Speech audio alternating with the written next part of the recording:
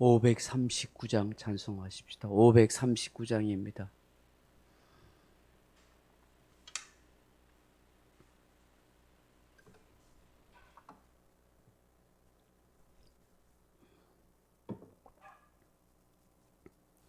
너 예수께 조용히 나가 내 모든 짐 내려놓고 주 십자가 사랑을 믿어 제사함을 너 받으라.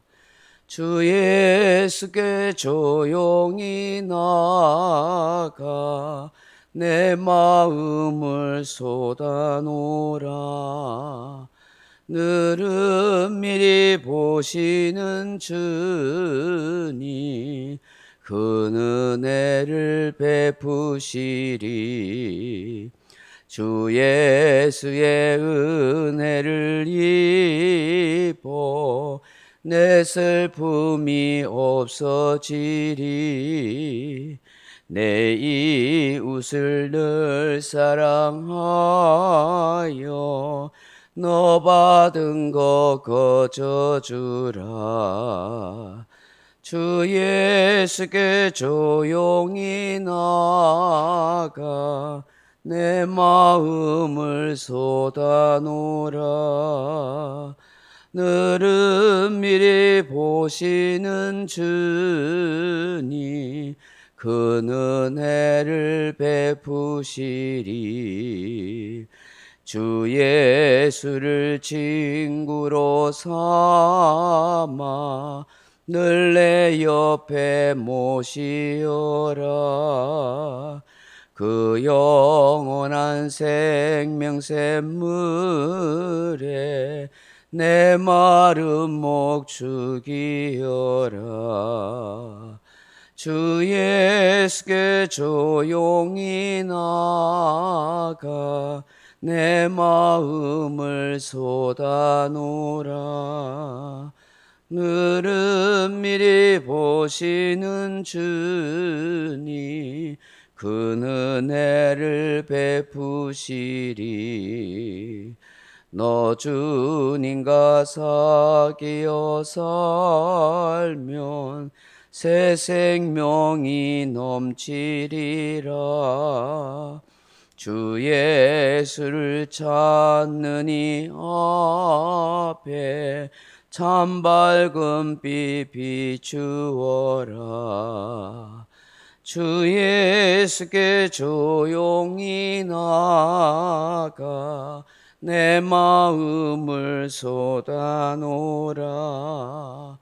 늘은밀히 보시는 주님 그 은혜를 베푸시리. 아멘. 하나님 말씀은 마가복음 1장 35절 말씀 같이 읽겠습니다. 마가복음 1장 35절입니다.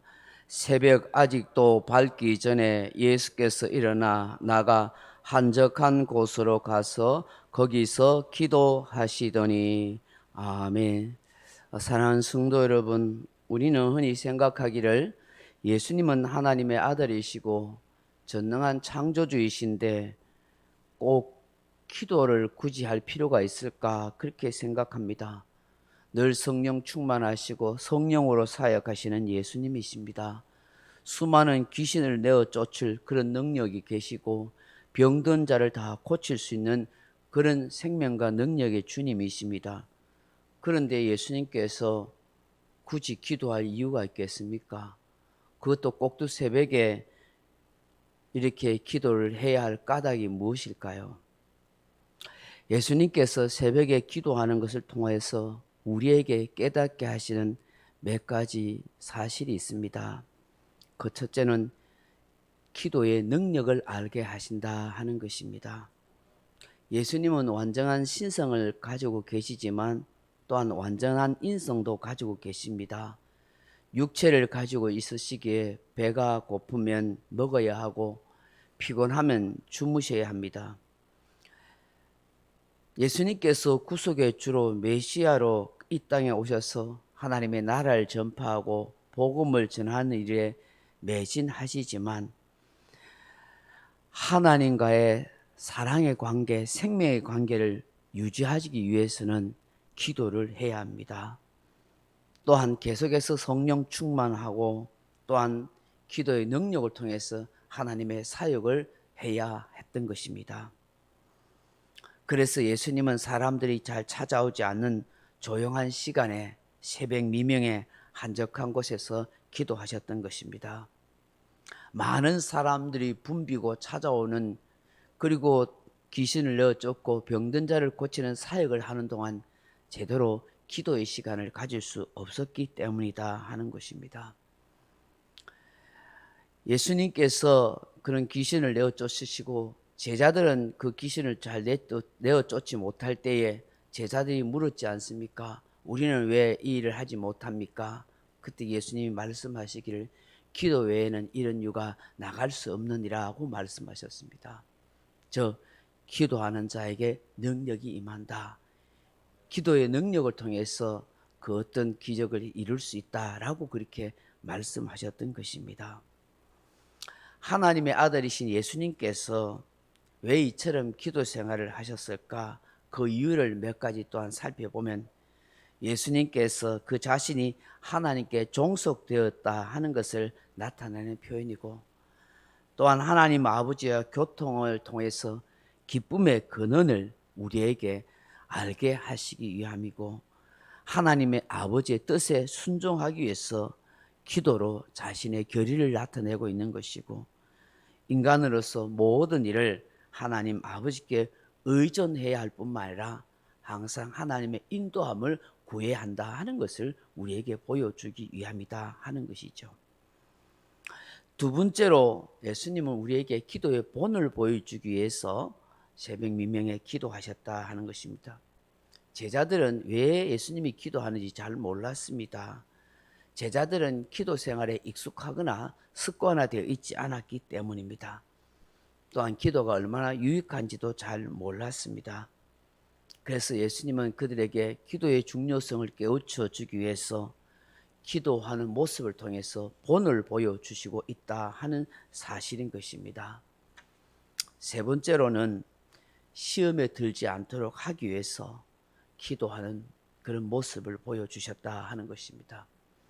여러분, 예수님도 사역하는 동안에 많은 도전을 받지 않습니까? 사단 마귀의 시험도 받았고 수많은 사람들의 시험을 받았습니다. 그런 시험을 그때는 이기기 위해서 예수님은 계속 기도해야 했던 것입니다. 기도 생활에 실패를 했던 베드로가 깨닫고 난 뒤에 성도들에게 간곡하게 명령하는 말씀이 뭡니까? 베드로전서 5장 8절에 보면 근신하라 깨어라 너희 대적 마귀가 우는 사자같이 두루 삼킬 자를 찾나니라고 말씀하는 것입니다. 늘 기도함으로 근신하고 깨어있지 않으면 마귀에게 시험에 들 수밖에 없다 하는 것을 알았던 것입니다. 마귀의 유혹을 이기기 위해서라도 우리는 기도해야 합니다. 또한 영적으로 풍성한 삶을 살기 위해서라도 우리는 언제 어느 때 어느 곳에라서도 기도해야 하는 것입니다. 그런데 새벽에 기도하는 것은 그만큼 다른 사람에게 방해받지 않고 또한 집중해서 기도할 수 있는 좋은 시간이 되기 때문에 새벽 미명에 그렇게 기도하는 것입니다. 이런 에피소드가 있습니다. 예수 천당 불신 지옥을 외치며 전도하였던 유명한 최권능 목사님이 계십니다. 그의 본명은 최봉석입니다. 일제강점기 때입니다. 1939년 5월 15일 신사참배를 거부하다 우리 최봉석 목사님이 감옥에 투옥되었습니다. 목사님의 강한 신앙심이 훌륭했지만 그의 사모님 또한 훌륭했다고 합니다. 옥에 갇혀서 옥고를 치르는 목사님이 얼마나 힘들고 고통스럽겠습니까? 그런 목사님을 감옥에 보내놓고 어린 자녀들과 함께 생활하는 사모님은 더없이 마음고생, 생활고에 시달려야 했다고 합니다. 한 번은 사모님이 면회를 갔을 때 최 목사님은 그 사모님을 보고서 눈으로 이제 인사하면서 항상 기뻐하라라고 그렇게 말했다는 것입니다. 그러자 사모님은 상처투성이의 목사님을 보면서 쉬지 말고 기도하세요라고 그렇게 대답했다고 합니다. 그것이 면의 전부였다 하는 것입니다.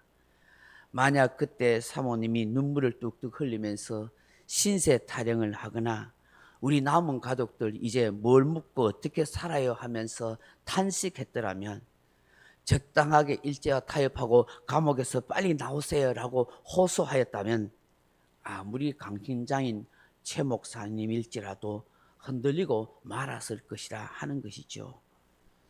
쉬지 않고 기도하는 일 외에는 그 모든 시험도 시련도 이길 수 없다는 사실을 믿었기 때문이다 하는 것입니다. 오늘 이 새벽에 이 말씀을 따라서 우리 예수님을 따라서 우리가 늘 기도하는 삶을 살아야겠습니다. 기도의 능력을 얻기 위해서, 또한 시험에 들지 않도록 하기 위해서, 또한 기도의 본을 보여주신 예수님을 따라 우리 또한 기도의 본을 보여주기 위해서 새벽에 또한 시간 나는 대로 기도하는 저와 여러분 되기를 주님의 이름으로 축원합니다. 각자 기도하시다가 돌아가시기 바랍니다.